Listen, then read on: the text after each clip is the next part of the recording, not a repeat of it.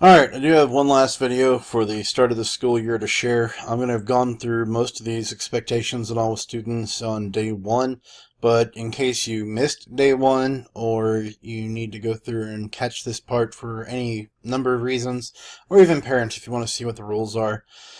First things first, this next school year, as I mentioned in the syllabus video, we're going to be instituting a very strict tardy policy in the campus. Essentially, when the bells ring, if a student's not in the class, teachers are not going to be letting them in. When the bell rings, all teachers are going to shut their doors, locked, and at that moment, teachers and administrative staff are going to do what's called sweep the hallways.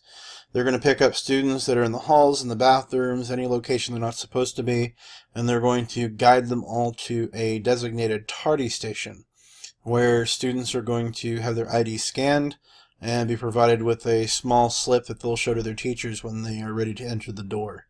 The slip's going to contain the information about their tardiness. It will also include the consequences. Please note, it's not a per day thing. It's not a case of you get one tardy. Let's say you're late to period 1 and period 2. It's not that you have just one consequence that day. You've already moved now to consequence number 2. It is feasible that if you're late to every single class in that entire day, you could move extremely down the consequences line. So it's going to be absolutely imperative to be in class, ready to go on time. For those of you that have been part of the crowd who like to stand out in the hallways and you like to wait to the last second and all to head to your class because your friend or your sweetheart or whatever the case is, you want to make certain that you see them and then you go to your class because you've had leniency before, that does not exist on this campus anymore. Go to your class. You can walk together, we've got no problem with that, but there's not going to be any more huddling because we don't have time or patience for this. Now, because I thoroughly believe in this new tardy policy. In fact, I am one of the teachers that was very much requesting something because we had students that were 10 to 20 minutes late to some of their classes, and you can't teach if someone is that late. I believe in this, and so I'm going to enforce it.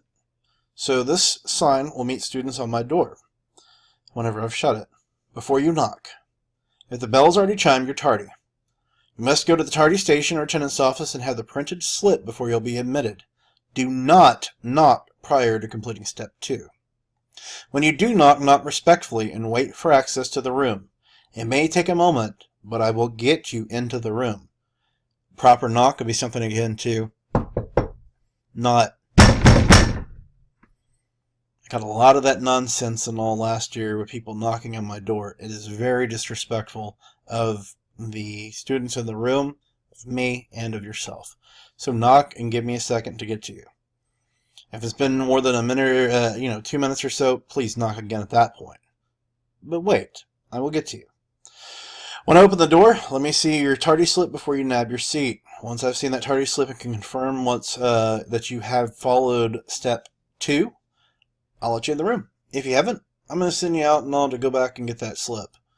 And please note, if you're more, I believe the limit is 10 minutes, more than 10 minutes late to the class, you're absent. So if you're more than 10 minutes late going to the tardy station, it will be a permanent absence in the system. More importantly, tardies are going to impact your exemptions, and it is imperative that you not be late. I also want to clarify, this also includes people that need to go to the bathroom. You come into my classroom, you drop your stuff off, and then you need to go use the restroom or get a drink of water. Great. Please have budgeted accordingly.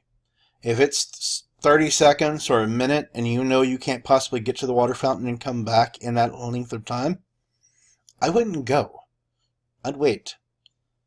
Now, it does mean that you're going to wait at least 10 minutes after class starts before I can let you go myself, but I'm pretty flexible about letting students use the pass to go to the bathroom and water fountain. I will get to you and I'll accommodate it if I can, but you're going to have to wait. If you're outside the room when I shut the door, for whatever reason, you're tardy. I will not be giving students permission or the okay to go to the bathroom or anything else like that. My response is going to be the same as it was last year. You know how much time you have. If you can make it, great.